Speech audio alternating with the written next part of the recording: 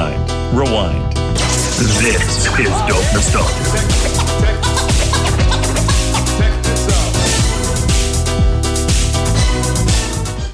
Welcome to a new episode of Dope Nostalgia with your host, me, Naomi.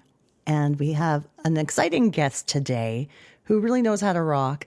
And one of my guests who is interviewing him on the show here, it's more like a chat. It's like a totally cozy chat. I really enjoyed it.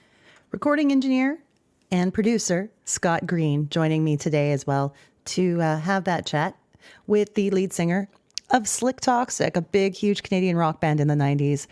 Nicholas Walsh on the show today. I also want to tell you about Scott Green and what he's been up to. He has not only an Instagram, but a TikTok. On TikTok, you can find him, one word, cocktails at home.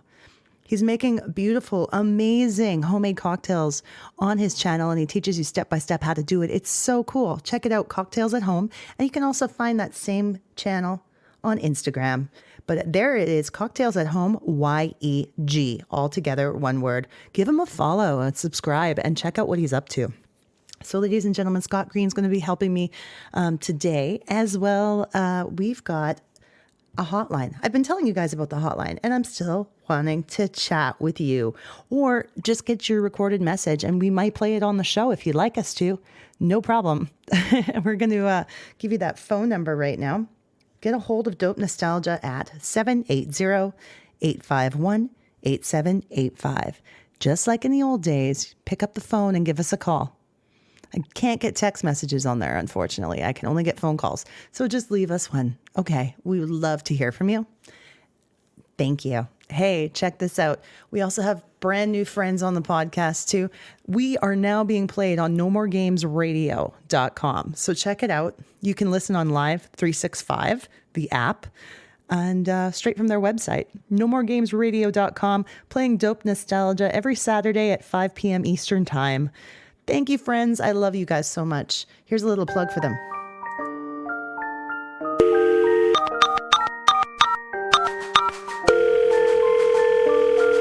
Hey, Woodshed, it's AK. Hey, what's up? Nothing. What are you doing? I was just sitting here listening to the Dope Nostalgia podcast. What are you doing? Oh my goodness, I am also listening to the Dope Nostalgia podcast. Did we just become best friends? Hey everybody, what's up? It's DJ Woodshed and DJ AK from No More Games Radio.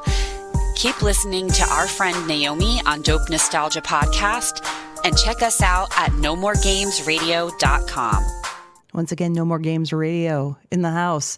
We're putting together a big, huge event for the blockheads out there with a bunch of content creators, including No More Games Radio. We'll be telling you more about that in a future episode. As well, I want to thank our brand new Patreon subscribers out there, Bethy and Kelly. I love you guys. Thank you for subscribing to support the podcast. We really, really appreciate it. And if you want to join Patreon and subscribe and help us pay the bills for the show, just go to patreon.com/Dope Nostalgia and you can subscribe for as little as $1 a month. All right, let's get to it. Welcome, Nicholas Walsh, to the show. Wikipedia moment.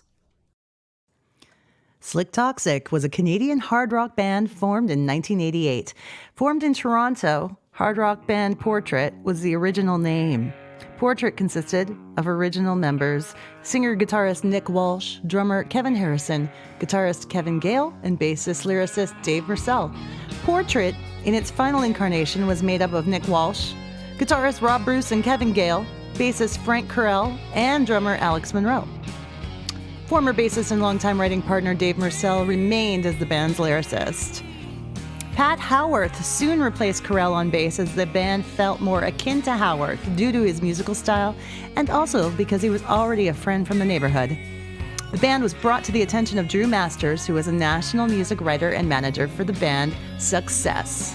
Wait, Sussex? Sex? Nice. Drew thought that the band should change their name to have more attitude and impact to stand out from the bands that were currently playing on the scene. After adopting a new moniker, Slik Toxik was then asked to be support act for Success. It's hard to say that. It was one of those gigs at the Symphony Club in Toronto's Kensington Market area that manager John Boyes saw the band performing. Shortly after that, he courted them to sign a management deal with his brother's company, Robert Lutala Management. Eventually, the drummer had a lineup change and became Neil Busby brought into the fold of the group after a chance meeting between Nick Walsh, Rob Bruce, and producer Paul Gross at an EMI publishing gala. A meeting was immediately set up to start working on an album. After finishing 6 songs that would eventually become the album known as Doin' the Nasty, the band shopped once again, garnering the attention of some major labels. Capitol Records signed the group in 1991 and issued an EP, Smooth and Deadly. This was followed in 92 by the full album Doin' the Nasty. Both the EP and full-length album were produced by Paul Gross and co-produced by Anthony Vanderberg and recorded at Toronto's world-class facility studio Phase 1. Slik Toxik toured throughout North America and released 4 singles, which helped the album reach gold status in Canada and placed number 61 on the Canadian music charts. They won the 1993 Juno Award for Hard Rock Album of the Year. The White Lies, Black Truth video won the People's Choice Award for Best Video of the Year, and Hell of a Time took home the Best Metal Video Award at the 1992 Much Music Video Awards. We want to talk to Nicholas Walsh about what he's been doing lately. Many cool musical projects, including Famous Underground, which is a new amazing band. You got to check them out. They're solid. Nick is also currently singing with Canadian classic rock band Moxie for their 40th anniversary CD and tour, and he's singing with Classic Albums Live. Ladies and gentlemen, welcome Nick Walsh with my buddy Scott Green. Yeah, well, welcome to Dope Nostalgia. This podcast is primarily focused on what happened in the 90s and what you're working on now. Yeah, we can focus on both. Pleasure to be here. Thanks for inviting me. Oh, yeah, absolutely. Now, Slik Toxik, I gotta say, is one of the coolest band names I think that ever existed. Now, it's cooler than the name Portrait, which from reading your Wikipedia, how did Portrait, Actually, Portrait, when I was really young, Portrait actually came from, we used to be, I'm an old school metalhead. So I used to be into an artist called King Diamond. Yes. Oh yeah. Which is one of the things that actually helped as a teenager create this range that I have, believe it or not. But he had a record called Fatal Portrait. So that was what I brought to the table at that time for my band, Fatal Portrait. And then people were saying, like, guys in the band were saying, well, then you're like, what are you, a King Diamond tribute band or something? So then we just cut the Fatal and went to Portrait. And if you look at me now, I could say, well, it was really about the portrait of Dorian Gray. So, but yeah, that's where that came from. And it's funny because you're probably one of the first and only people to ever say Slik Toxik is a cool name. Most people go, what the hell is that? Including me. When it came up, it was like, what? Oh, dude, when Slik Toxik was on the go, like I have memories of that. Like, I mean, I was born in 80, so I think you had that record come out, Doing the Nasty, like 92, I think. Yeah. Like I was 12. I was in the prime then, man. Like I was Much Music all day, and I thought Slik Toxik was a super cool name. Power Hour, Power 30. Yeah, the thing that has impact about that name is just like using the F word. It's the k at the end of each word, right? So it's got some attack to it. Yeah, that's true. Yeah, that's what made that name sound. But if you put the words together, you're just kind of like, what? Like it doesn't make sense, but whatever. What's in a name? Slik, cool word. Toxic's a cool word. You put them together. I know, but together it just kind of like, what? That's why we named our EP Smooth and Deadly, was to give people a sense of what our name meant, Okay. Smooth. Kind of like a play on our own name. Interesting. And do people spell it wrong all the time too? Constantly.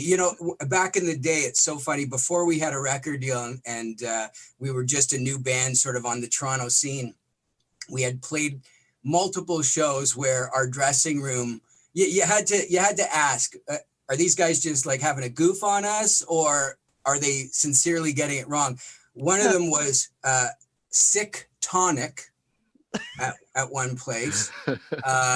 You know, and the list is endless, but Sick Tonic is the one that always comes back to my mind. So. Oh, according to your Wikipedia as well, you had challenges getting the original demos done, choosing the right producer and etc. Do you have any memories of that time that were like? I do. What had happened was at the time, the management that was looking after Slik Toxik had also been working with an English producer that had just come over to Canada from the UK, whose credentials included Scorpions, which at that time was a band that we were interested in, as well as some bands, I guess, from, you know, the mid to late 70s and so forth. And unfortunately, the man was more into the scene of being a producer as opposed to being a producer of music. So there was a lot of alcohol and things involved that just the sessions were a nightmare. Wow. And we ended up having to get rid of the producer, and we ended up completing that session with just the engineer at the time, who was a great engineer, did a lot of sort of the early to mid 80s rock stuff in Toronto, worked with the Killer Dwarves and such on their Stand Tall album. And so we continued to work with him, brought in another guy a couple of guys during the mix, somebody I grew up with who actually worked with Rush, and a guy by the name of Anthony Vanderberg, who actually co-produced our Doing the Nasty and Smooth and Deadly releases. So it was a long process, but you know, one for the experience books. It's good that you went ahead and did it the right way. And for sure.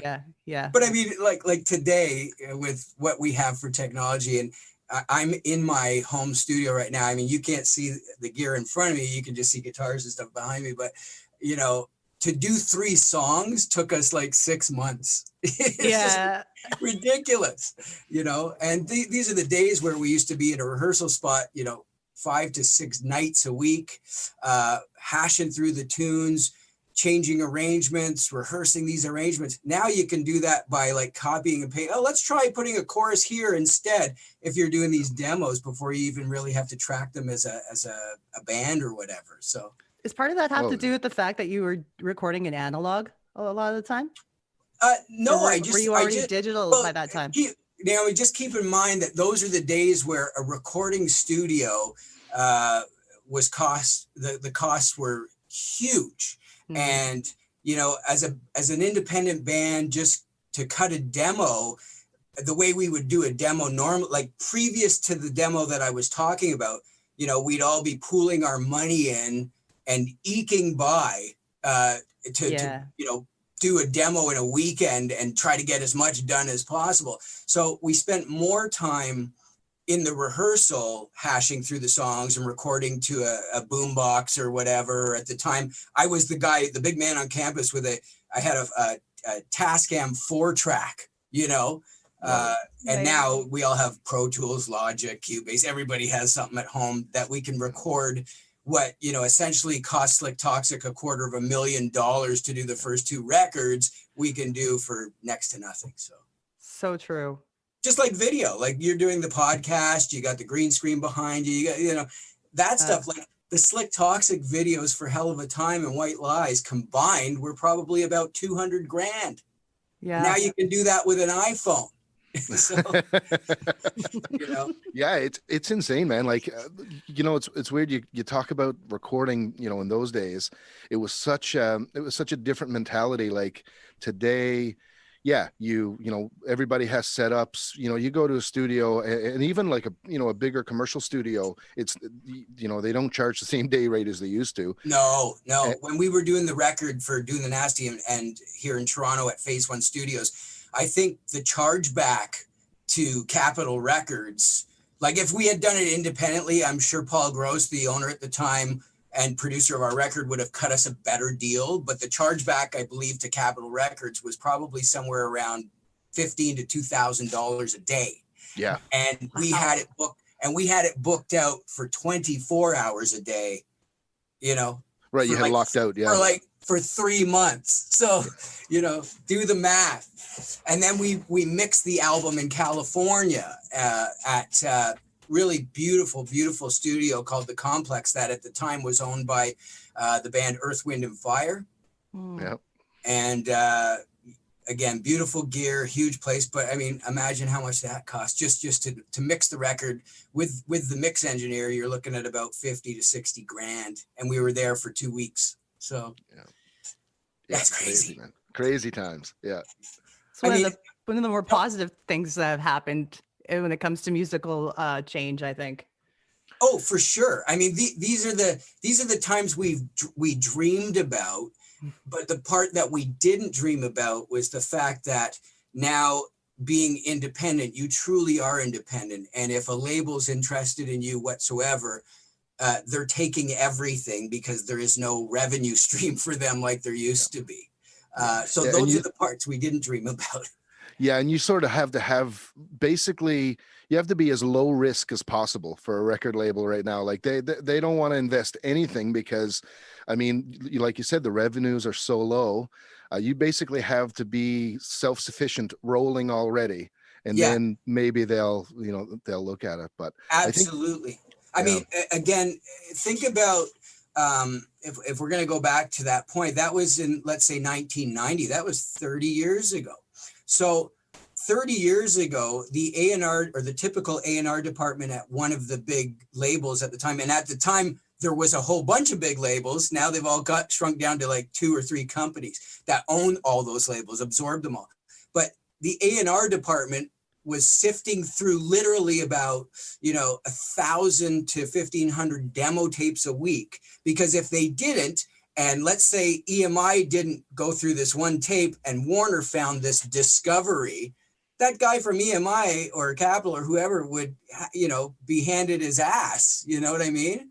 Yeah. How come you missed out on the next Nirvana, or you missed out on the next U2 or whatever it was at the time. So they were going through tapes and tapes to find people. So they sifted through the bullshit, if you know what I mean. Now we, as music lovers and individuals, we're forced to sift through the bullshit because anybody and their mothers can put out music now.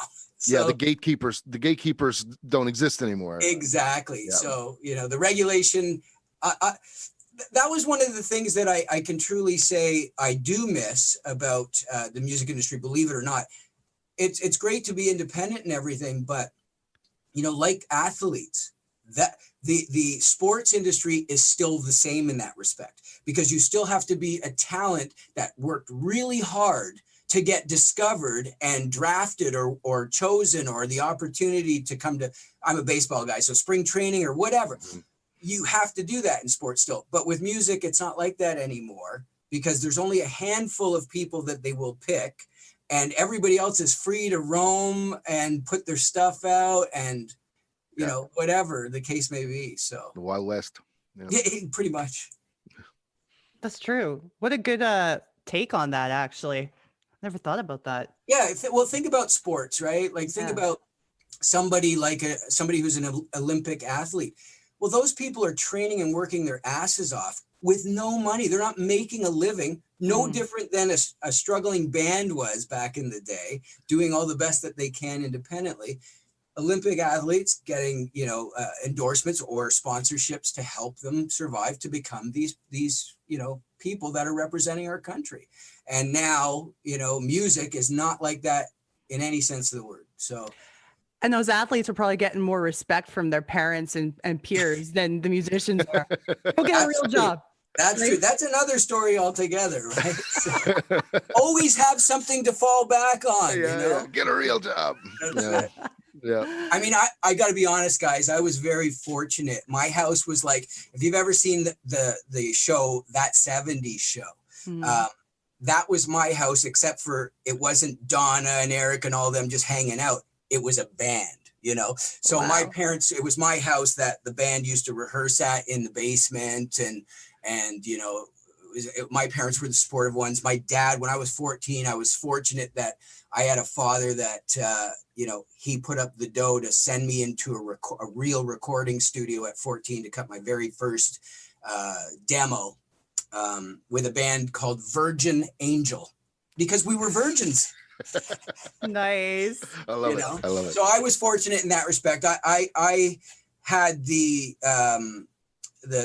background and the support system that a lot of people would have loved to have had growing up. I mean, some of the guys in my band didn't. So that's why my house was a haven to them, because they would get the encouragement and the praise for their hard work, as opposed to like, cut your hair and get a real job. So Thank goodness for parents like yours. That's cool. Yeah. 100%.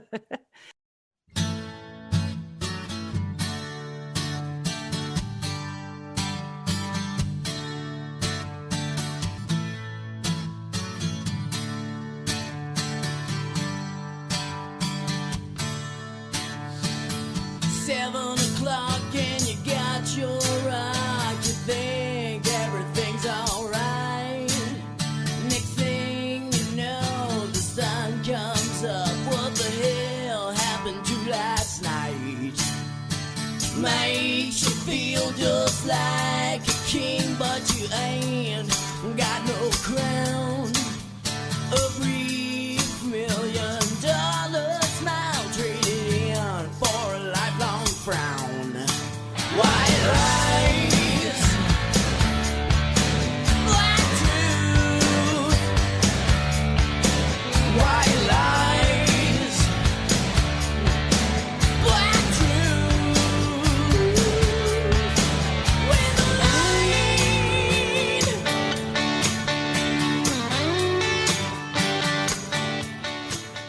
Now, the two of you, Scott and Nick, how did you get to know each other? Scott, you can take this one. I talk a lot, so.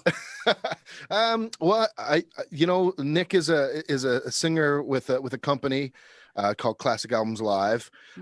Great company that tour around everywhere and do like these wonderful classic albums. And they're based in Toronto, but they travel everywhere. So they were coming out. They wanted to expand out west and do some stuff in Western Canada. And I mean, there's a cost attached to flying an entire group of musicians, because I mean, a lot of times those bands are big and these are great musicians. And so I think what they wanted to do is try to find some local musicians out west here that they could sort of incorporate into it. And so I know we have a mutual friend, Brendan McMillan, who's a great bass player that I work in another project with. He just texted me one time and said, hey, do you play Led Zeppelin tunes? And I was like, I do now. I was like, yeah, dude, I'm totally a Zepp guy. I love that shit. So so he's like, okay, cool, man. Well, I'm going to pass your name along. So anyway, we did, Nick sings, in the Led Zeppelin group. And the guys came out. We did a run of shows. I've done a few other tours with that group as well. And I think we've done 2 Zeppelin shows now. We've done. Well, we did 2 and 4. We did 2 and 4. Yeah. And, exactly. And since then, if I could join in, Scott. Since then, Scott has also helped in recruiting other people for the Western stable or the Western arm of Classic Albums Live. So I mean, I've been fortunate enough to go out there and play with a multitude of musicians doing different shows. I do multiple shows. I'm very fortunate that I have a very diverse voice and a big range. So I'm capable of doing other people or, covering other stuff pretty close. So I've gone out west to do that. And, sometimes Scotty's not available. He'll pass the buck to somebody else. And everybody that's come through the doors from Scott have just been, top-notch musicians. And it just makes our job that much easier. It's like, I suppose it's to some degree, it's like going to Nashville and going in the studio, and in one afternoon you've cut a demo with like the world's greatest players. So that's what we do, but in a performance sense. Mm-hmm. So there's no real rehearsal. It's not like we fly in 4 days before, rent a place and rehearse. We literally go, and if there's anything, because we're doing it to the album, Naomi, like note for note to the record, if you're a good enough musician and you can lift this stuff and play that, it's about, if somebody makes a mistake, then they weren't doing it to the record, so to speak. And when I say mistake, I don't mean a human mistake. I'm talking about like the arrangement of the song or anything like that, because you're practicing this note for note. That's the only time it's going to be different, is if somebody has a brain fart and ends up doing something, which is not uncommon. I mean, we're only humans. Yeah. Yeah, it's a very interesting gig. It's one of the coolest gigs I've done. They're sort of like a bit of a pressure cooker, because there's a lot of pressure on you. You have to do a ton of work in prep. It's all prep work. Yeah, and if you do that prep work, the gigs are super fun, and that sort of thing. But it's not a gig that I would pass along to everybody. That's for sure. No. You have to have like major trust in the people that you're referring to do that gig, and you have to know that they're going to put in the note, because it has to be note for note. You've got to be super familiar with that record, and you also have to have the access and the wherewithal to be able to get the tones right. Yes. As well, like as a guitar player, having the instruments, having the 12 strings, having the right guitars and the right pedals, and that's a bit of an art all into itself as well. So, well, one of the good things about most of the people who have come through the doors of the organization, musician wise, they're all independent on their own. In their own right, when it comes to production and things like that. Anyway, like a lot of the people are professional at home with their own home studios. Doesn't even matter if you're a drummer, guitar player, or what. Everybody that I've worked with that comes with it, all have their own home set up and really have their gear and that know-how dialed in. So that's how we met. Yeah. Just that. And a few drinks here and there. How about you guys? Well, okay. I would say it was. That's a Canadian drink right there. That's a Caesar. You got it, Pontiac. Oh, nice. Nice. That's a good breakfast drink. You got that right. So sorry to change the subject here. No, that's cool. Scott and I met more than a decade ago. Definitely, probably around the time that I started taking his recording engineering course at Power Sound. Nice. Yeah, absolutely. So I learned a lot from him at that time. Well, sorry, I want to chime in. That was the one thing that I was a little curious about when I was invited to do this. Like, Scott reached out to me first, and that's totally, I get it. But then when you said, "Oh, I want to schedule this," so Scott's there too. I didn't know whether or not he was a part of your show or just popped in once in a while, because I did see that you had done this before. This is the first time he's been a guest here. Oh, really? Yeah. I thought I saw a picture of you doing this, but I see pictures of you every day, Scott. I watch you making, old fashions and simple syrups and things for very, very artisan style cocktails, the way they're supposed to be made. Mm-hmm. But, hey man, especially during COVID and all this, like I'm just finding ways to like busy myself and to be creative as much as possible. So sure. Yeah. Cool. It's like So we have the time now to do these things, these pipe dreams we had to actually get them done. Yeah, absolutely. Naomi, I was going to ask you, so since you took the sound engineering course with Scott, is this sort of the realm that you had always wanted to go in? Is more? Not at all. Oh, really? What was your deal? I wanted to produce music as a backup plan in case my band didn't work out. I love that. That's her backup plan. Yeah. So, So Naomi is a great vocalist as well. I don't Awesome. know if I'm not sure if you had a chance to hear her sing at all, but yeah, no, I have not yet. She's a wonderful vocalist herself. Great. So yeah. Well, after we do this, I will definitely. I'd like you to send me. Could I go to see it on Spotify, or where do you have your music? Sure, I can just email you a track, no problem. Oh, that'd be great. I love it. Yeah. Oh, thanks. So when you wanted to produce bands, let me tell you something about that.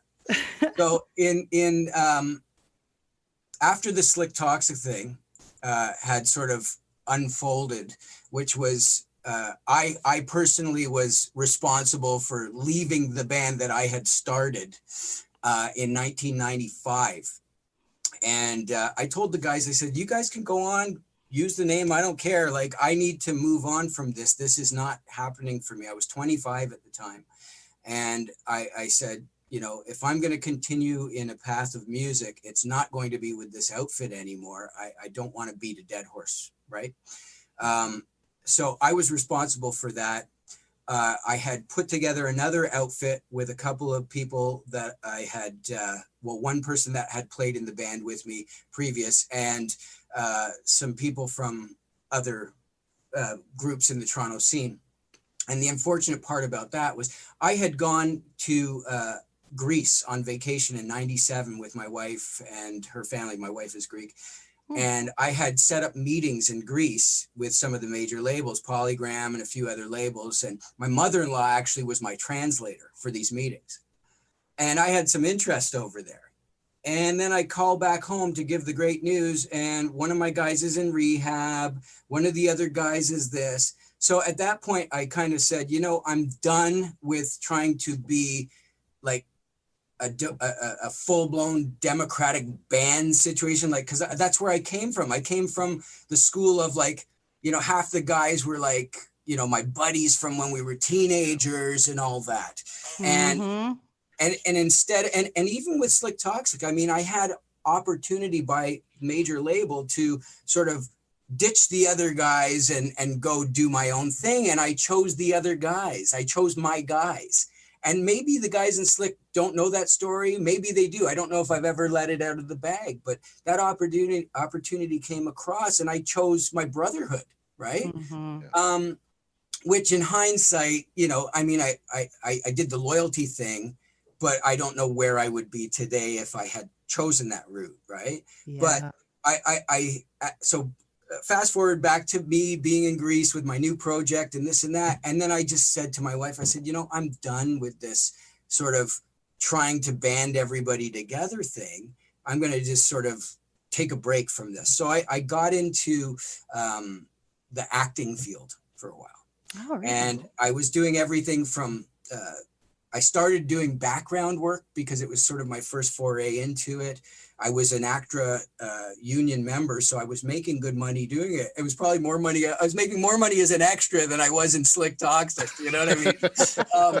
But so I was doing that, and then I started to do some other things like commercials and stuff behind the scenes, such as stand-in work. Like I worked with Kiss on the Detroit Rock City movie for like 2 months. It was fabulous. I saw, Naomi, that you did a whole special on New Kids on the Block. Well, just to sort of go to something similar, I did a whole series of commercials with the Backstreet Boys. Sweet. Nice. Again, these things were just like, wow, this, and I'm the only one that I have to babysit. Do you know what I mean? So I did that for a while. And then a friend of mine, who actually, Scotty, you remind me a lot of, and I told my wife this, friend of mine who had just come back from Berkeley School of Music in Boston, that was a longtime friend and collaborator with anyway.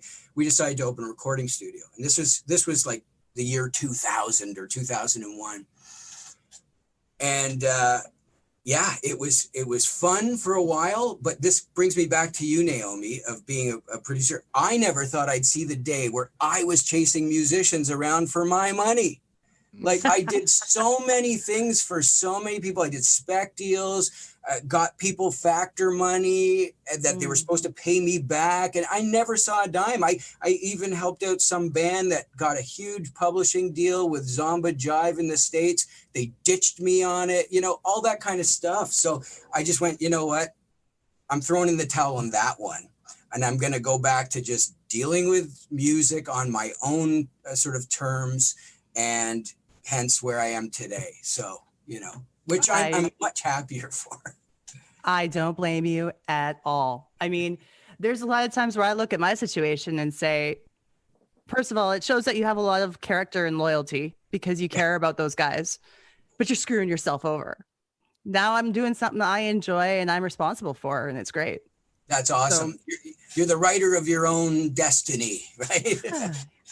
That's good. 100%. So I appreciate you saying that because it really rings true to me. So, well, I'm glad as I see Scott still in the writing sessions and the studio producing other people. I just hope that for him, it's a different situation than it had been for me and both for you. It's I've been fairly lucky. I mean, it's definitely been a grind, and there's probably been multiple times when I should have packed it in. But I totally understand what you mean by like chasing people down, and sometimes we're all musicians here, and we love musicians, and that's our whole life. But a lot of musicians are hard to get a hold of. They're flaky. They change their mind fast. All those sorts of things. So I've dealt with a lot of that over the years. But I've been lucky to have a good core of people around that I've been able to work with, and supportive, supportive family and that sort of stuff. So being able, Naomi mentioned Power Sound Studios that I worked at for many years. Phil Anderson there gave me a really, really great opportunity to sort of teach his program and then use his studio to do a bunch of projects. So it put a solid footing for me there. So yeah, I don't know, man. It's who knows what's going to happen. I don't know from one day to the next if I'm going to keep going or what I'm going to do. But for now, it's still happening. Well, again, like you said, Naomi, it's the loyal thing. And as musicians, from a very early age, like from whenever you start to be in a group situation, that's when you have to learn the diplomacy of people's personalities and character. Yeah. And sometimes people are really hard to work with. Sometimes people are really easy to work with. Sometimes people they go along with whomever. Sometimes there's factions and groups and stuff. People are always asking me, why did Slik Toxik break up? And it's like, why did Soundgarden break up? Why did the Beatles break up? Why did this, why did the Rolling Stones have multiple people come through the doors? Like you can ask that question, but imagine being married. This is what I always say. Imagine being married to 5 people at the same time. You can't satisfy them all at the same time. Mm-hmm. You're in tight, especially COVID now, right? You're in tight knit quarters, and you start to, certain parts of personalities start to come out in certain situations. And in my case with Slik Toxik, because it was a band that had been formed originally when, some of us were in our late teens and some in the early 20s, as we progressed together, we all started growing in different directions, and our priorities and our tastes and our ideas and so forth were changing. And, that's where I felt at that time, for me anyway, that the best thing for me to do to be happy and not have a knot in the pit of my gut every time I had to either go to rehearsal or whatever the case may have been, just to get that weight lifted off my shoulders. And believe me, even that meeting that I had with the guys, just to say where I stood and when I left, I mean, this is again pre-cell phone days. I got on a payphone and called my wife from the parking lot of where my car was parked and said, I did it, because I had a choice. I had just written a couple of new tracks, demoed them on my 4-track at the time. And I could have either gone in and said, okay, guys, this is what I want to do. Or I could just, and I didn't even bother. I didn't want to play them my new music. I didn't want to do anything. I just wanted to clean break. And I did. Mm-hmm. So made me feel real good. But that's why people who don't understand what it's like to be in a band are always saying, why did this band, they were so good. How about a reunion? Like, how many times I get reunion? Are you nuts? Why don't you get back together with your wife that you've been paying alimony and child support to for the last 12 years? How about that? Soundbite.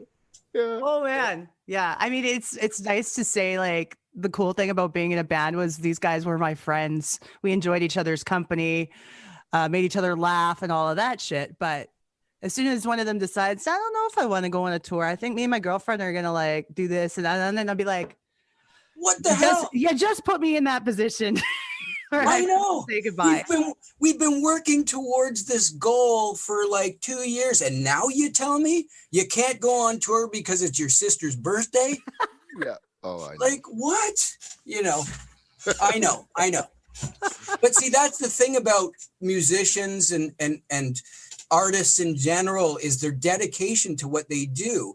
And, the true colors come out. And this is what I say, even about Classic Albums Live or any current projects that I'm working on now, because most of the people that I'm involved with are close to my age now. if you're still playing music in your mid to late 30s to your 50s, well, obviously, we know you can play or sing. That's not in question anymore if you're still doing it at that age. What's in question is your character and your integrity, and if you're easy to get along with. And I think, to me, those are the top criteria to getting involved with somebody. Because it's not like I'm starting a band and I've got, teenagers in my group or whatever.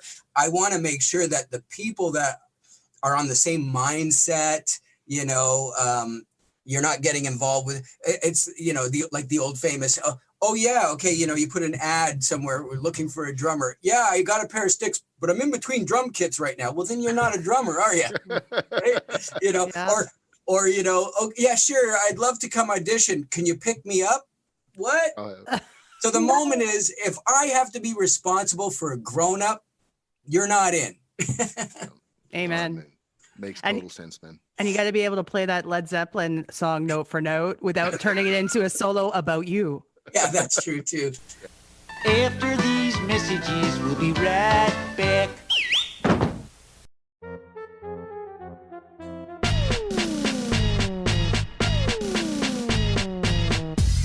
Podcasting is so much fun, but it's kind of expensive too. We got to pay for stuff like licensing fees, hosting fees, long distance phone calls, etc., etc. You get the drill? Okay. Well, we have a new thing called Patreon.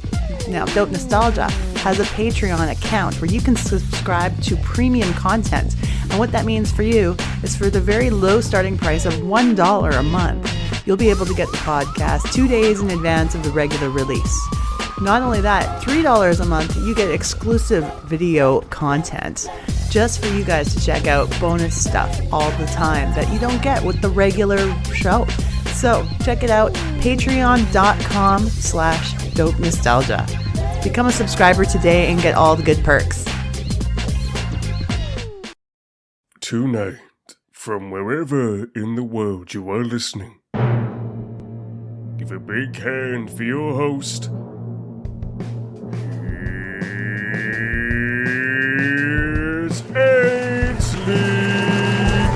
Hello, I'm Ainsley Beckley May from Price Tag Pod, and I'm so excited to be a part of the Dope Nostalgia podcast.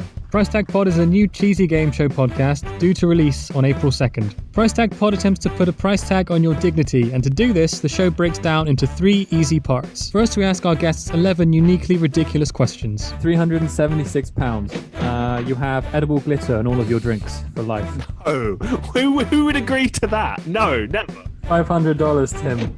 Oh, $500. For the whole of next year, you have to have a mullet and a mustache. Ooh. $100. Would you drink from your best friend's toilet bowl? Oh. Next, we negotiate a price. £110. Oh, I think it's definitely worth more. How much you got, pal? Give me a number.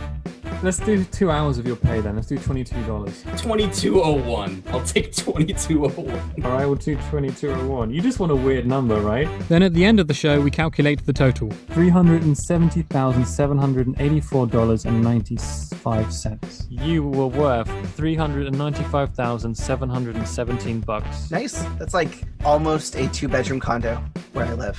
And that's it. We have fun, the guests have fun, and we see how cheap or expensive people's self-worth really is. To follow the show, just type Price Tag Pod into your friendly neighborhood Google engine, and we'll show up somewhere. Have a great week, and we'll see you on the show.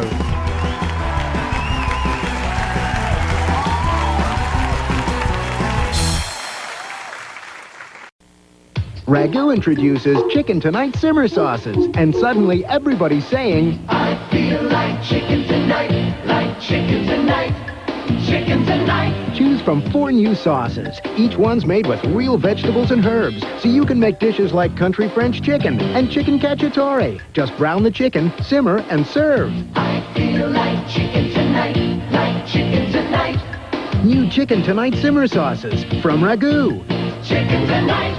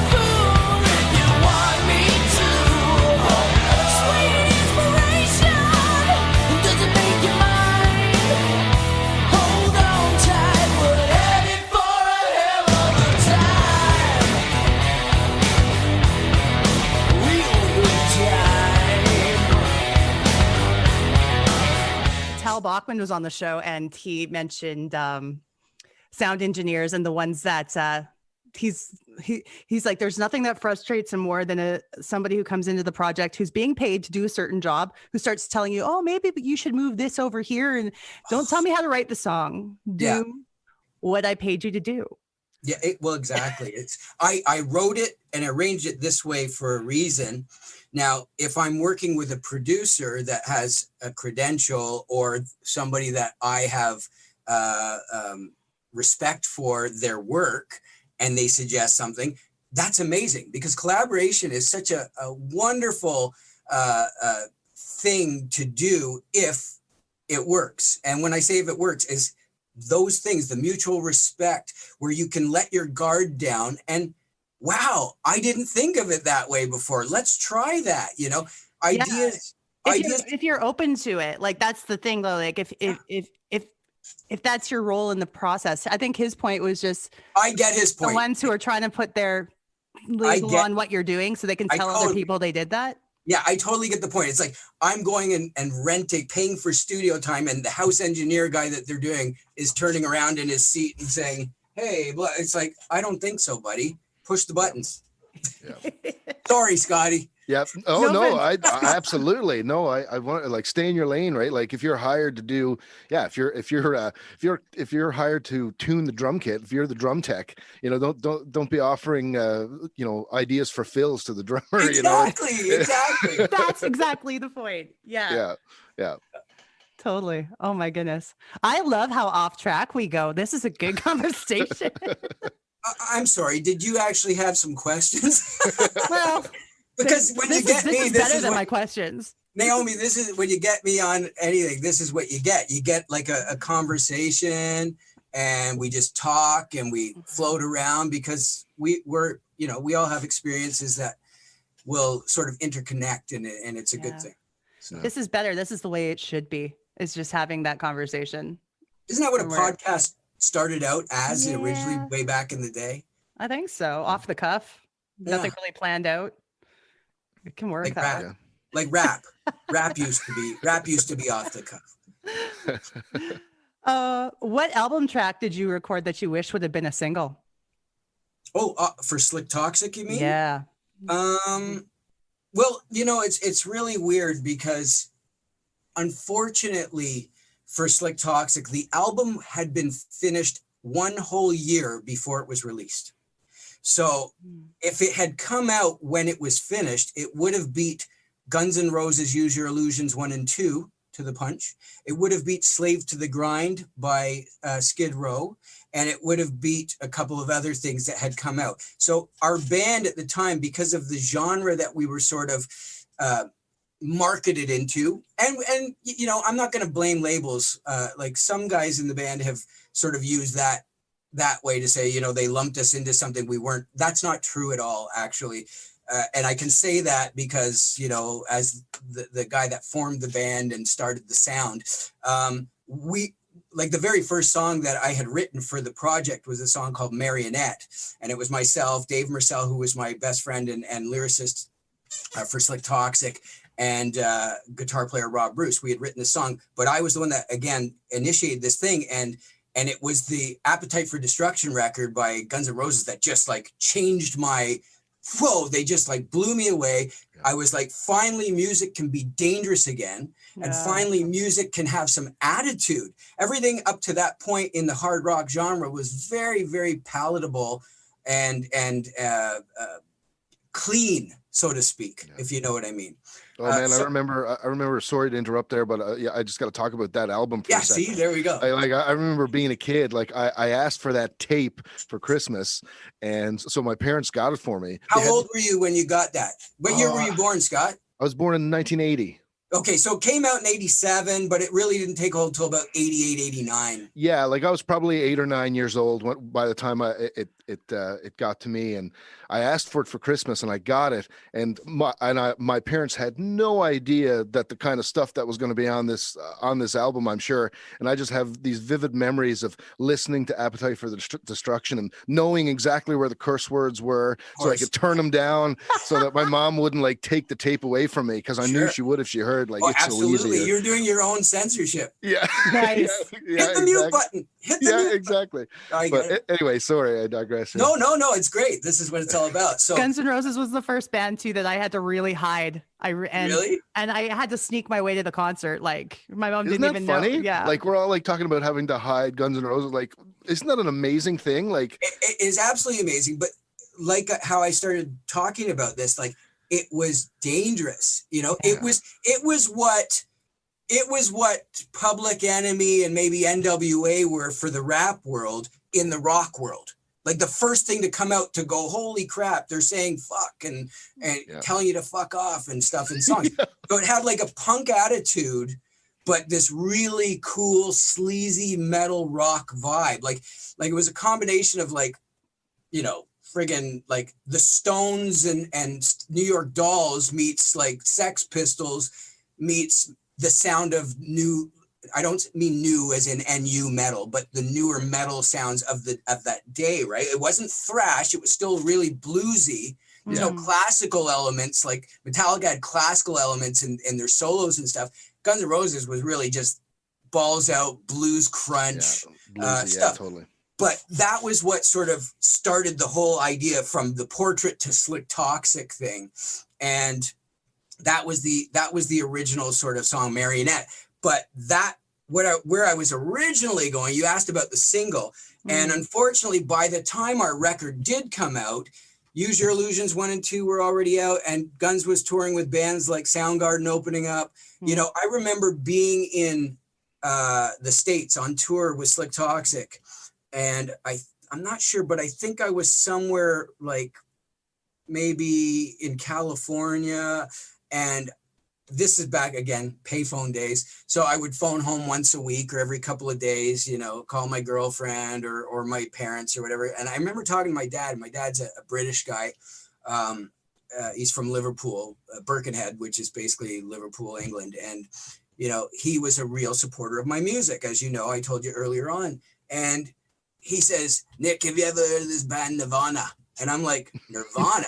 What the hell's Nirvana? He goes, yeah, they're going to kill your music dead, he says, right? Fuck. Wow, he knew. Like he had... Yeah, so then literally like the next... Oh, I know where we were. We were in Utah or something. Salt Lake City, Utah. So literally I'm in Salt Lake City, Utah. And that night after the show, go back to the hotel and turn on MTV to try to witness this thing. And I see Smells Like Teen Spirit come on. And I'm like, what is this shite? Like... The guy he's out of tune. He can't sing. Sounds like he just woke up. This is what I'm saying in 1992, right? Yeah. Sounds like he just woke up. His guitar's out of tune. You call that a guitar solo? He's just playing the melody of the singing. Like this is where our brains were. Because at that time we were used to shredding guitar players and shredding vocalists and melody up the yin yang. I mean, I know that Kurt and Nirvana have melody, especially when you heard the unplugged stuff. It was kind of like, you know, hearing some of the like early British stuff when you hear the songs done in that form. And as time went by and you realized, yeah, you know, this is good, and you pick which ones you like from a scene. I mean, I was a fan of more like Alice in Chains, Soundgarden. Those Me are the too. I like. Yeah. But because that killed our scene dead, we chose not to release a song like By the Fireside, which was a quote unquote power ballad, which if it had been released a year or two before, I might have had a nice house from it. You know what I'm trying to say? Yeah. But timing is everything, eh? Timing is everything. And the label waited a year before they released our record. And do you know why? Because they wanted a simultaneous release everywhere, as opposed to let's release it in Canada now. The next window for it to be released in the States is in 6 months from now. And to release it over here is another 6 months.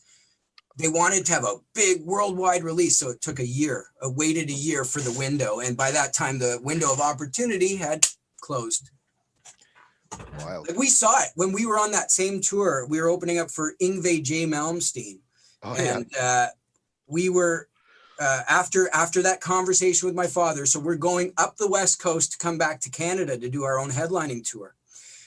So after, playing in Utah and California and going up to Oregon, I remember us in Oregon, and the next place we were going was Washington State. We were going to be playing in Seattle, the home of this thing that's killing our music dead.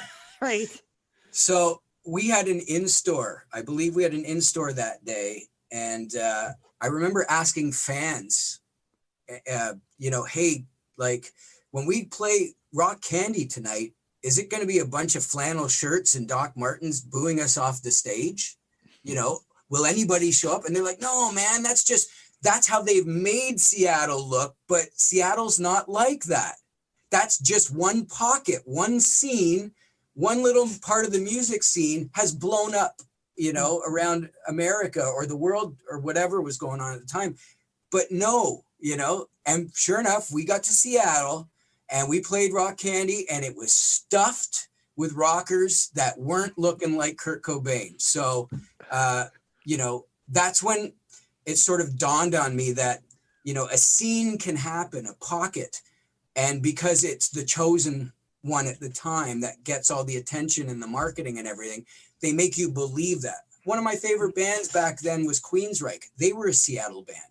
I was a big fan of Ann and Nancy Wilson. They're Seattle-based people. So, it didn't kill heart. It didn't kill, you know what I mean? So. No, and the grunge movement was something that took me forever to accept, honestly. I don't think I actually appreciated it until it was over. And when I did, it was like you said, it was Alice in Chains and it was Soundgarden. It wasn't Nirvana for me in any way. It was for all my friends at the time. They all loved it. And I felt weird because I'm still the girl sitting there listening to the Extreme album. Yeah. Like I want the big choruses. I want the guitar solo. And it felt like the death of the guitar solo was happening right before my eyes. And it was like, I couldn't accept it. Well, I found really funny about that, guys, was that back here in Toronto at the time, so after we had won a Juno Award and, it was time to get working on the second album, which we pretty much had Doing the Nasty Part 2 wrapped up as far as the demos were concerned, not the actual recording. And the label sort of switched gears on us. They were saying we were supposed to be more organic. And I'm like, well, what the hell does that mean? Like sing out of tune and don't wash our hair? Is that what more organic means? I don't know. So, less screams, less guitar solos, maybe do some acoustic based stuff. And it was just like a head scratcher to us, because I that's when I would say things like to the A&R department at Capitol Records, have you heard Soundgarden? Chris Cornell screams like Glenn Hughes and Ian Gillan of Deep Purple. Like, what are you talking about? Right. Yeah. So this sort of weird thing happened to us. And in the meantime, the artists that they were signing were all sort of copycatty. Let's try to find the next Nirvana. Let's go try to find the next Soundgarden or whomever, next Jane's Addiction and stuff. And, we were kind of left to sort of doggy paddle to the edge of the shore to get back up and shake ourselves off and go, okay, well, I guess we're kind of back to the drawing board. And that's when we recorded an album aptly named Irrelevant, which was sarcasm, by the way. I wish we put that. I was going to ask sarcasm. But yeah, and that record was like just us being pissed off and angry. And we had taken some of the elements of some of those bands that I'm talking about now, the Alice in Chains, Soundgarden type stuff, and sort of ditched the leather pants for jeans and Scarborough dinner jackets. Well, Scarborough dinner jackets, what we call lumber coats around here. That's funny. That's funny. Yeah. I think it's interesting, when I'm sure that was a really frustrating time for you, in your career, trying to kind of move things forward or whatever. But it's so interesting to hear that now, because it's such you know, whatever the music industry has been through now, like, you know, it's sort of been dismantled and it's kind of trying to find its way again. And like we were talking about earlier, you know, bands having to kind of, or artists having to recreate, you know, sort of create themselves and be everything. Yeah. But the thing about, I think the positive to that is that we don't get as many situations where something big happens and then we have all these people telling us we have to be like that thing, you know, like everybody's looking for the next Kurt Cobain at that point. Like, yeah, that sent a wave to the whole music industry where now everybody had to be like Nirvana and strip everything down. I think these days, because with streaming and everything, there's an audience for everything. Yeah. And it's your job as an artist to find your audience. Right. You know, if you're into making, you know, Viking metal and dressing up like Vikings or pirates or whatever, and that's what you do. And I'm not laughing at those people. I'm laughing at your reference, at your yeah, but like there's an audience of people who love that. Absolutely. And then so you're being unique to yourself, you're being authentic, and you're fulfilling your own creative needs, but you're also filling these needs for this group of people. And it might be niche, might be really small, but they're going to be so loyal to you. Yes. You know? No, I totally know what you're saying.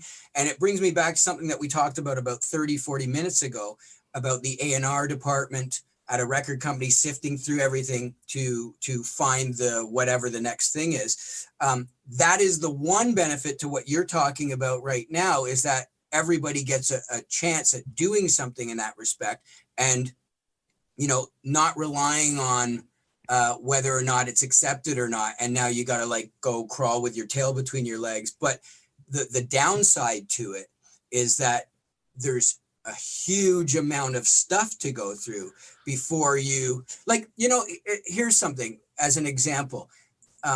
There's a promoter here in Toronto that I've worked with and I've known for 20 plus years. His company's called Inertia Entertainment, and he brings in a lot of niche, I say niche to Canada, but these are bands that are huge in Europe, like Nightwish or Ghost BC, like these bands that over in Europe, they're headlining festivals in Germany or whatever to thousands of people. And then all of a sudden, 2 days after the show happens here in Toronto at the Opera House or the Mod Club or something, I'm hearing about, I heard I see a clip like so-and-so was at a show and it's, like I said, Nightwish, let's say, and it's rammed. It's just rammed. The place is stuffed. And I'm like, I didn't even hear about this show, or who's this band that, you know, just packed the Opera House here in Toronto or the Phoenix Concert Theater or something. And that's kind of what you're saying. Like, if you've got your ear to the ground for a specific niche, or that's what you're into, you're going to know about it. And that's the great thing about the opportunity to find that. But also, it's hard to find if you don't know what you're looking for. Absolutely. Like lately, I've been getting into listening to some like early 70s, I don't know what they call it. I mean, it later took on a name like stoner rock and stuff, but it's like bands like Captain Beyond and Warhorse. Go check them out, whatever. These are bands from the early 70s, and it's blues-based progressive rock, kind of like what Deep Purple was. Mm-hmm. It's kind of like that thing, and it's like so cool. I'm telling my wife over COVID, I'm going to do an EP of this shit because I just love it, right? It's so cool. You get to totally, you know, the B3 organ is there, you know, that type of sound. Sounds great.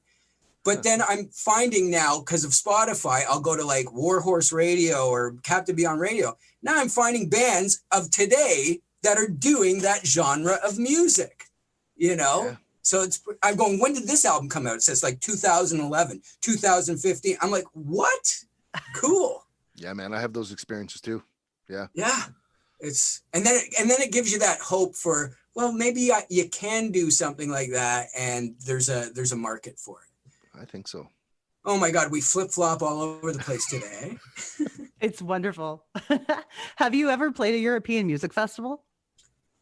Actually, 2 years ago, 2019 was the first time that I had an opportunity to do one. And here's one of the things that's really odd, okay? Because over here, we consider a music festival generally to be like an outdoor shed type event, right? Like, you know, the band, you're outside, it's sort of a free The for Molson all. Canadian Beer Garden and Yeah, whatever, all that stuff, right? Yeah. But over there, a festival is just a lot of bands over a certain period of time. So I had the opportunity, I've been playing for about the last 5 years with, again, a band that's kind of like that Captain Beyond, Warhorse stuff, Deep Purple that I'm talking about, a Canadian band called Moxie, who I was asked to participate with about 5 years ago, and I have done since. We did a re-record of like their hits from the 70s, got some deals for it around the world, released it and all that stuff. And we played in Belgium at a festival 2 years ago called, I think it's called the Legends of Rock Festival. And they're indoor, like it's like playing at a big club, right? So you're playing at this big club. Outside, they've got vendors everywhere selling vinyl records, T-shirts, paraphernalia. Inside, they've got vendors set up in the venue, in certain areas of the venue, doing the same thing. But it's an indoor festival. So the actual performance area, you're probably playing in front of maybe, I don't know, anywhere between 800 and 1,500 people. But the festival itself, there's more than that. So you can pop in and see a band, go out, buy a T-shirt. Oh, this is the band I want to see or whatever. And we played with, again, like bands from the 70s that I'd never even heard of, right? A couple of them I've heard of. I mean, you've heard of Foghat, Slow Ride. You know, we played with Foghat and a couple other bands out of the States, some from Europe, some from England. I got to perform. We played just after a guy by the name of Uli John Roth. Uli John Roth is, he used to be in the Scorpions in the early 1970s, guitar hero. You know, if it wasn't for Uli, there'd be no Yngwie. If there was no Yngwie, blah, blah, blah. Like one of those legends, right? Cool. Fantastic people. But yeah, so that's the biggest sort of European rock festival I've had the opportunity to play. Slik Toxik never made it to Europe, unfortunately. Again, timing, just timing.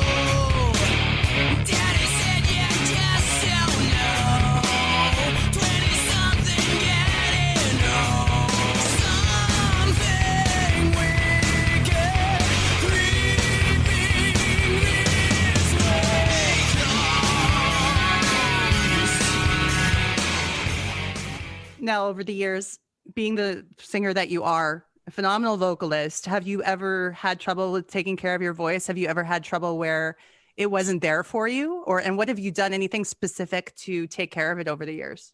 Yeah, okay. So in the early days, like when I was a young man in Slik Toxik, those were the days where, like, for example, when I first discovered this, it was when we did our first major tour and we were playing 6 nights a week.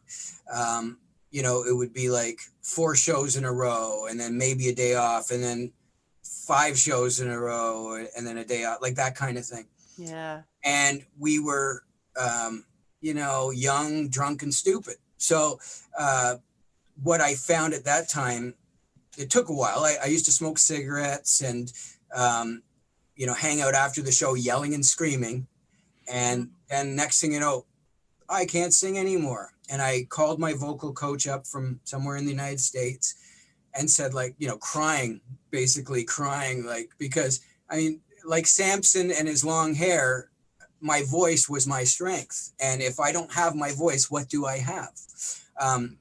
So I was just like, the confidence level, like from a guy that's like, yeah, man, you know, to like, oh my God, I want to hide under, put my head in the sand because I can't hit screams and do what I'm sort of recognized for.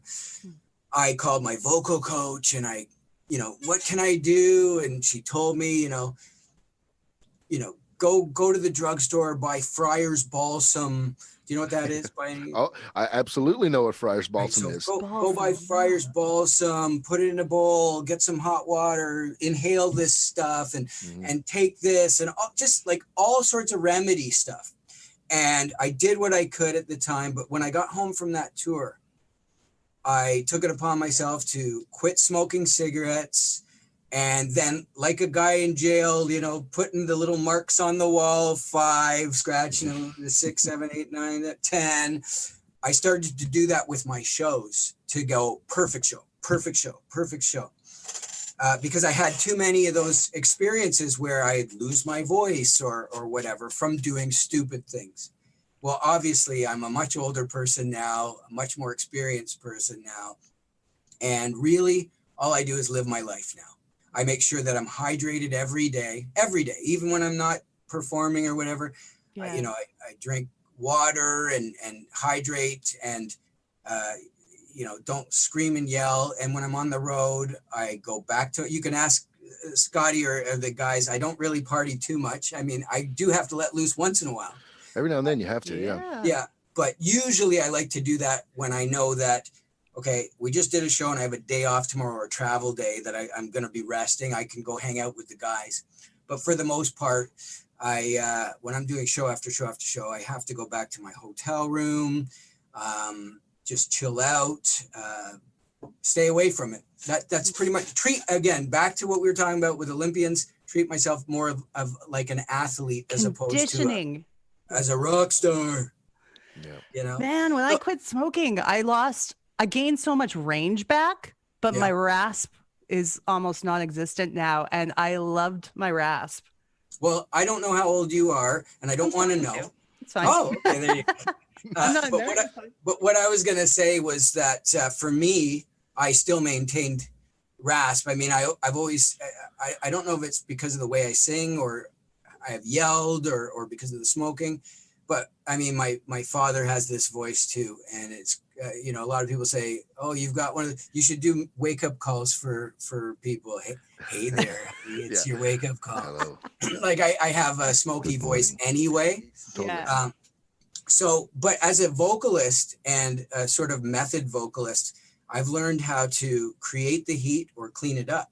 So, depending on what voice I'm doing or what type of inflection or embellishment I want in a song will determine how much heat, rasp, I can use or do. I mean, I would never put myself into a situation. I've told Craig Martin, the owner of Classic Albums Live before, don't ever ask me to do old Rush, like Rush or AC/DC, stuff like that, because I have a career to think about.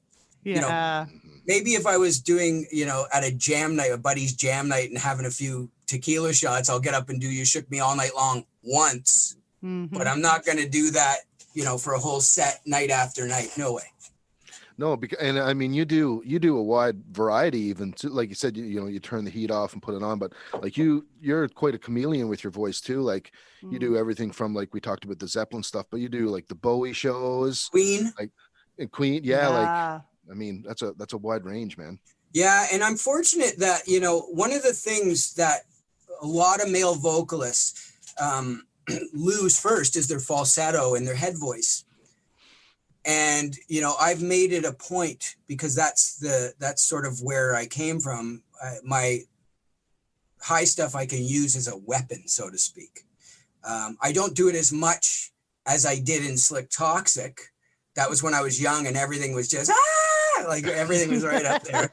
I don't do it as much in my newer stuff. But again, I have the ability. So when you use it as a weapon, it has much more impact and also less impact on your vocals, on the strain on your body. right? Mhm. Like when I go on the road doing Zeppelin, if I'm doing night after night at Zeppelin 4, that gets tough.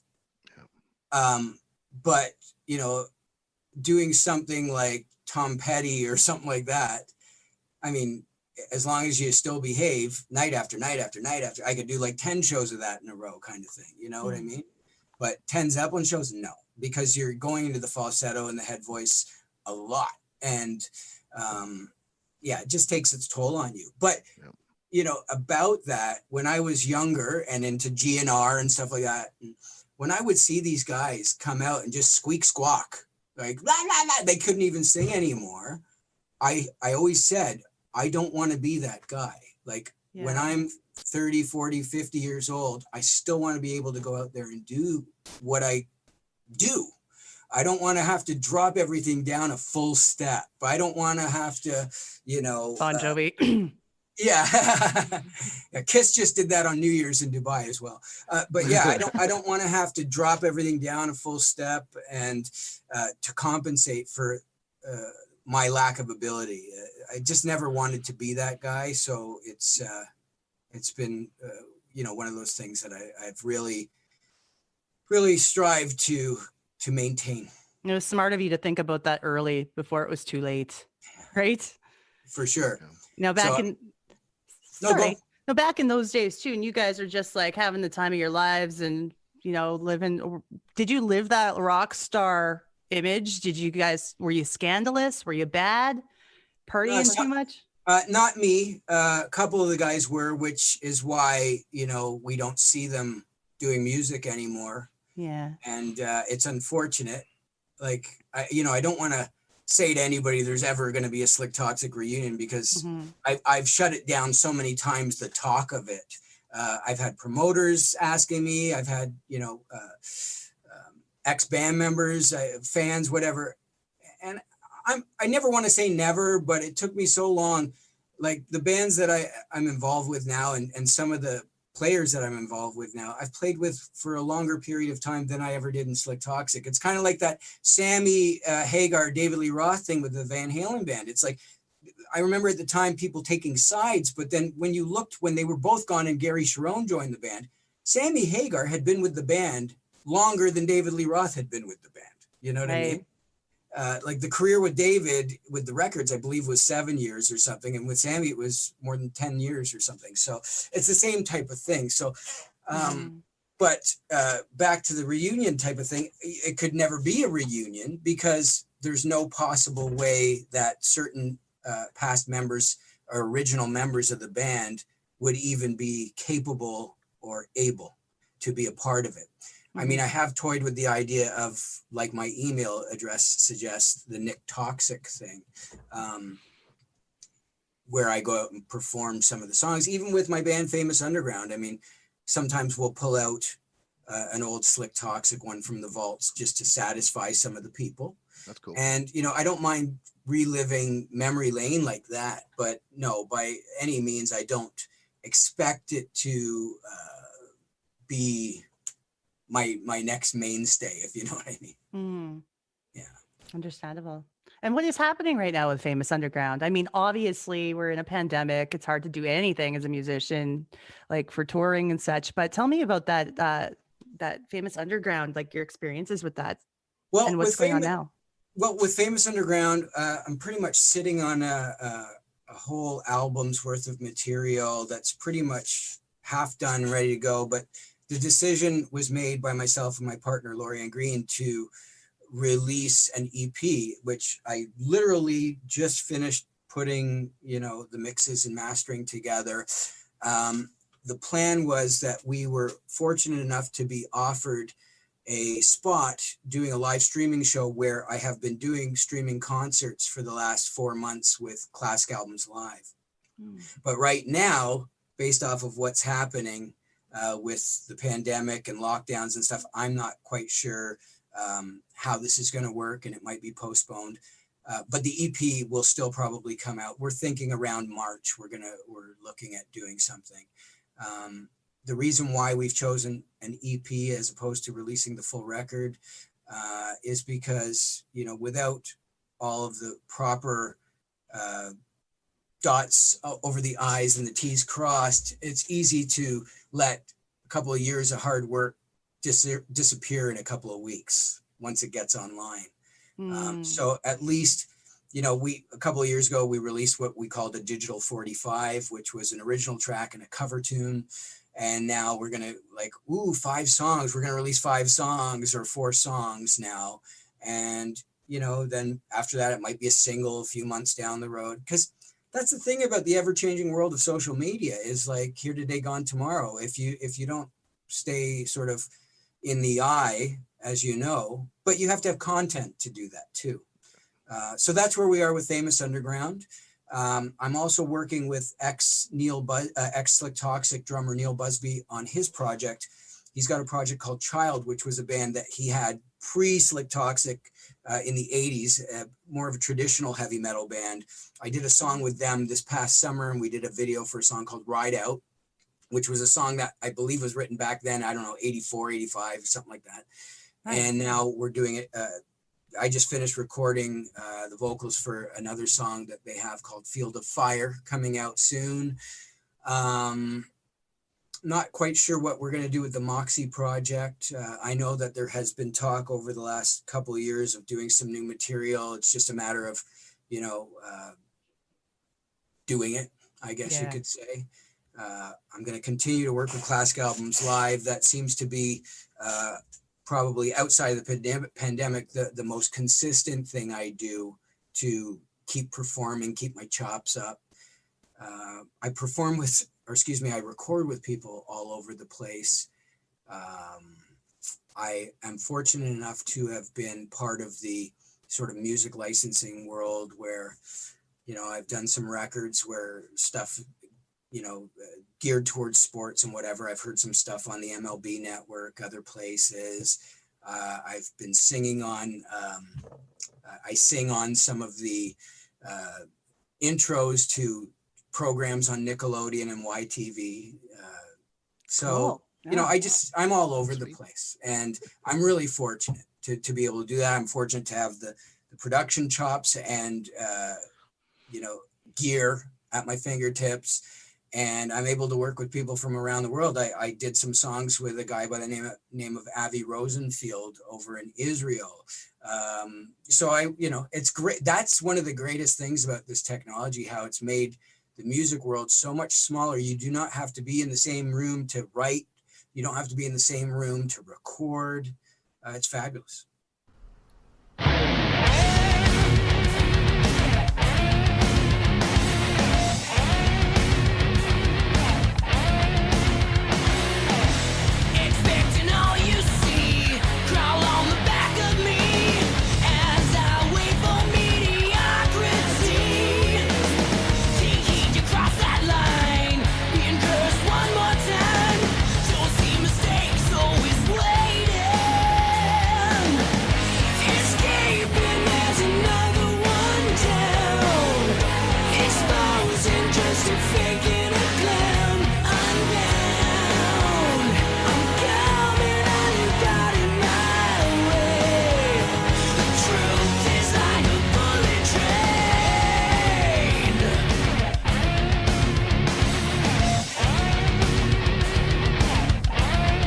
Have you been able to do a lot of projects remotely as well, Scott?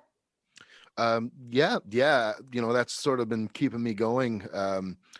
Done a few singles now for artists. I just a little while ago finished one for a girl in Quebec. And I'm working on a project now. I've been working on this one for quite a while with an artist named Jezebel Slade, which Nick, you know, I think you guys both know Cammie. I played with her. Yeah, exactly. Yeah, we played a show with her. It was amazing. Yeah. So we've been writing and working on a record with Arnold Lanny, who's a great producer. He's in California. So we do Zoom songwriting and you know and record things and bounce them back and forth all the time. So it's the technology is amazing that you can allow, you know, you can still be creative, still work. It's a little bit different, but I mean, it still works. And, you know, you can get your ideas across. You know, I think one of the main things that we as creators have inherent in us is the ability to adapt. Hey, nice kitty. Hey, yeah. Is the ability to adapt to our situation to still do what we do. And we've seen a lot of that. I mean, prior to the pandemic, I was doing it already with people. Mm-hmm. But since the pandemic, it's just happened a little bit more. And we've seen new ways of being able to perform. I know that I worked with Maddie McKay and a couple of the guys out there in Calgary the last time I was out west doing the Tom Petty show. And those guys were doing the drive-in concerts. Yep. And then out here, we started doing the drive-in concerts in the fall as well. So, I mean, there's different, different case scenarios that will allow us as musicians, entertainers, and performers to do what we do. Yeah, the drive-in shows are really interesting. So I play with another band called the Doreen Harvey Band, and so she's been keeping me really busy. We've been on the road all through the States. I mean, we just got back to Canada before they closed the borders when COVID happened. We were down in Florida and North Carolina, and so we had a real thing going on. It was great. There was a lot of momentum. And then of course, COVID happened. It all got canceled, a bunch of tours and stuff, but we've been able to we did a drive-in show, which was amazing, like a really cool experience. And also, like you mentioned, Nick, like live stream shows. Yeah. We did one of those as well. And, you got to get creative. You've got to find ways to reach your audience and your fans. And people seem to be, reacting positively to it. Hopefully we don't have to do that forever, but it's a way to get music out there. A lot of, like, we're living in that day and age now where, I mean, people are like glued to these things, you know what I mean? And because there's so much variety for people to occupy their time with, if you can give them something that they're able to have access to immediately, it's wonderful. Whether you're on your phone, your tablet, your computer, the TV, everything is so interconnected now that those streaming shows and different forms of entertainment online.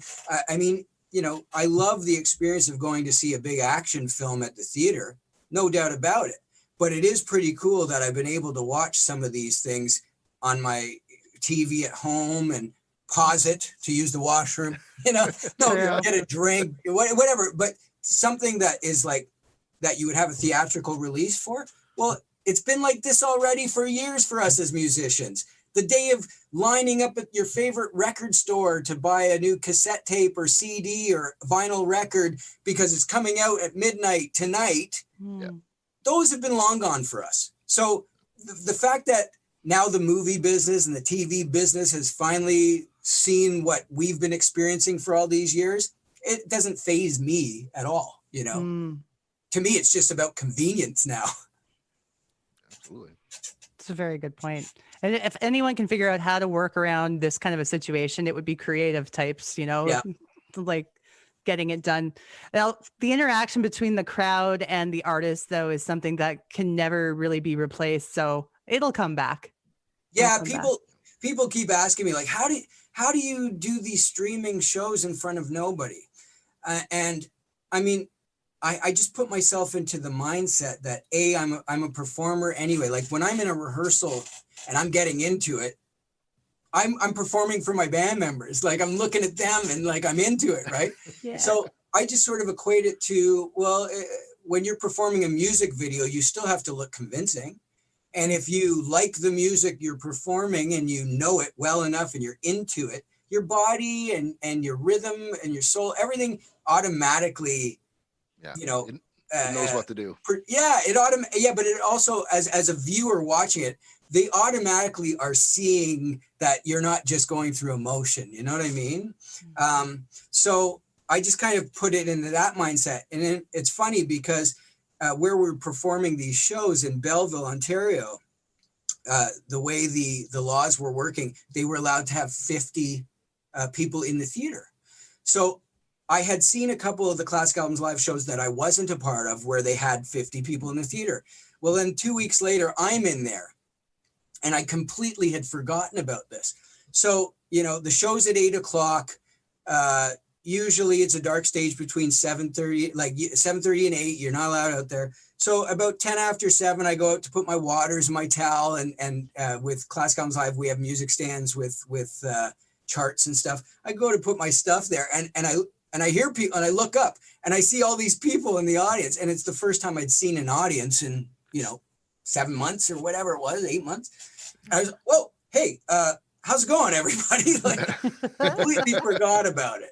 And just the fact that even the 50 people that are into music, or 30 people, or whoever showed up that night, it means that much to them that they're going to come in person, pay the ticket price to come and watch you play and have the intimate sort of experience in a theater that normally holds whatever it is, 800 people or I don't know the numbers, but is like pretty amazing. And it gives you that extra little boost. So, either way, I've always been an entertainer for my bandmates, and started off in front of my mirror to Kiss records. So I got to entertain myself first, right? You've thoroughly entertained me today. I appreciate it. Well, I thank you so much. Thank you so much for inviting me on here. The way Scotty told me, he said that he saw your list of people you'd like to, and Slik Toxik was on there, and he's like, I know Nick. Perfect. It worked out great. Yeah, I'm glad it did. Yeah. Yeah, and I've learned a lot from you talking today. So thank you so much for that opportunity. I really do appreciate it. Well, I appreciate that you say that to me. That makes me feel humbled, and I'm probably red-faced now. I had mentioned to you, Scott, earlier that you reminded me of my friend Sean, who went to Berkeley and all this stuff. Yeah. And you make those drinks and everything. Well, his father, who's passed away now, but we used to always, my wife and I, we used to always go over to their house for Christmas Eve. And his old dad was like the full-on bartender guy, right? Like, nice. So he'd always make my wife Patty an old fashioned, or do you want a sidecar, or do you want, so he'd always be there concocting, like, because my wife, I got to admit, Scotty, on my birthday, you're like, oh, you got something good in that glass, right? You're saying to me, but I got to admit, I'm a bit of a poser, because my wife is really the whiskey. She really likes the whiskeys and that, right? She's hardcore on all of that. Cool. I can have them once in a while, and I like them once in a while. But I actually, for Scotch whiskey, I get affected, like my glands get swollen. And it's probably because of the casks and the age and the peat moss in some and all that stuff, totally. Right? So I stay away from it. I prefer Canadian whiskey myself. Yeah. But I just wanted to tell you that, because I was like, that night I was like, woo, I was really dipping into the stuff that I shouldn't be drinking. Oh, that's sweet. But it's my wife. She's totally like all the drinks that you make, Moscow Mule, like she's the booze drinker. I just stick to beer, Caesars, and generally Canadian rye whiskey, but and tequila, good tequila. Yeah. Like I got my good tequilas. I got my Avian. I got my Patron. I got all that in my bar back there. But sweet. Anyway. Yeah, man. It's weird. I love that. Like I love, back in the day when we could actually have parties and have people at our house and stuff. Yeah. I totally assume that role, man. I just like want to make drinks for everybody. Concoctions. I'm happy to do that. Yeah. Nice. Yeah. All right. Well, again, thank you so much for inviting me to this, and it was a pleasure meeting you, Naomi. You too, Stay in Nick. touch. Scotty, we'll talk to you soon, and you guys enjoy. How do I hang up with this thing? I think you just hit the red button on the bottom. Hold on. Ready? Oh, yeah. It says leave, but hold on. There it is. Okay, guys. Thank you again. Cheers, brother. Nick. Stay safe. Talk to you soon. Too. You too. No, but I definitely wanted to take the time to talk about your channel so that we can direct everybody to it, and what made you come up with the idea of doing cocktails. Obviously, you've enjoyed doing cocktails for a while, like you said. Yeah. Well, it's so basically it's I'm on Instagram. It's at cocktails at home YEG for YEG for Edmonton. Yeah. I'm on TikTok, cocktails at home there. I've got a YouTube channel. I just I literally just it was around the time when they announced the second sort of set of restrictions here in Alberta going into the holidays. And we'd already been kind of through it a bit. And then, as you know, like here in Edmonton, I mean, we had restrictions and in March and April and May, and then they kind of got lifted a bit, and we started to feel, and it was summer, so it was nice out, so we started to feel like a little bit normal again, and then the numbers exploded, and then things had to get reined in. So I just looked at myself and was like, well, I need to do something to stay sane, and I'm a creative person. I have to output creativity, and while I do have a bunch of projects going on, things are slower, and the bands that take up most of my time and I put most of my work in, I mean, we're sort of idling along, but there's not a ton happening right at this moment. We're just kind of waiting to see what's going to happen. So I figured I'd have lots of nights on my own. Just why not throw on the iPhone and make a video of me making a drink? And I like I said, in the real world, I like to do that anyway. If I'm having parties with friends, Mm-hmm. I like to be sort of the one that makes drinks for people or whatever. So I just thought I would do it online, and the response has been really nice. Like, a lot of people have been messaging me, and sending me pictures of stuff that they're making at home, and really enjoying it. And I'm a history geek a little bit. When I get into something, I really research it a lot, and I love history. So I thought that I would tell a little bit of a history of the cocktail as well. So rather than, there's lots of channels out there that just make the drink and show you how to make it or whatever, but there's less that kind of tell you where it came from. So I thought I'd include a little bit of that, and so far so good. It's just a bit of fun really for me, and it's creative, and yeah. It's a more well-rounded show with you providing that information for people, I think. It's Cool, so much more to yeah. learn. And it's interesting. how many of these are original Scott Green concoctions? Oh, none of them. Do you put your own special twist to any of them? Well, a few, yeah, definitely No a few pun of them. intended there. Yeah, a few of them. I mean, with some of them anyway, they're cocktails that I've been making for years. So I've sort of adapted them to my taste, and made some little tweaks here and there. But for the most part, it's I'm just kind of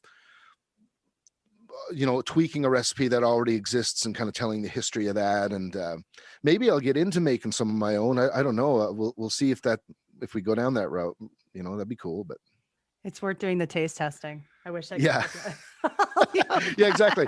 Sometimes I worry, like I get messages from a few people every now and then. They're like, man, are you like, you're good? Like you're making a lot of cocktails at home. Are you like, everything okay? Like, oh yeah, no problem. I'm not like drinking all day or anything like that.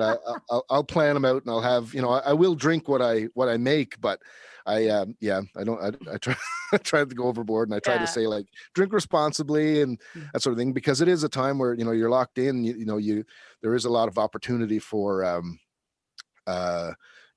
people to drink more, and you have to definitely be careful with that. Okay. Well, thank you so much for telling us about it. And Thanks for having me. yeah. That's a wrap on an amazing interview with Nicholas Walsh. Thank you so much for spending the time with us. His band, Famous Underground, has a new EP coming out this summer. That's when we're aiming to have it released, and you got to go make sure you check it out. All right. Famous Underground. That's the name of the band. They're going to be doing all kinds of cool stuff coming up for this year in 2021. It's been a rough year for doing live shows, but they're going to get some live stuff going for us very soon. So thank you again, Nicholas, and thank you, Scott. I had a great time with you guys. Next week on the show, my guest Dawn from the podcast 3 Interesting Things will be here with me to discuss the groundbreaking rock band of the 90s, Living Colour. So stick around and join us for that. And you guys take care. We'll talk to you soon. Follow us on Facebook at Dope Nostalgia, Instagram, Dope_Nostalgia, or on Twitter at Nostalgia Dope.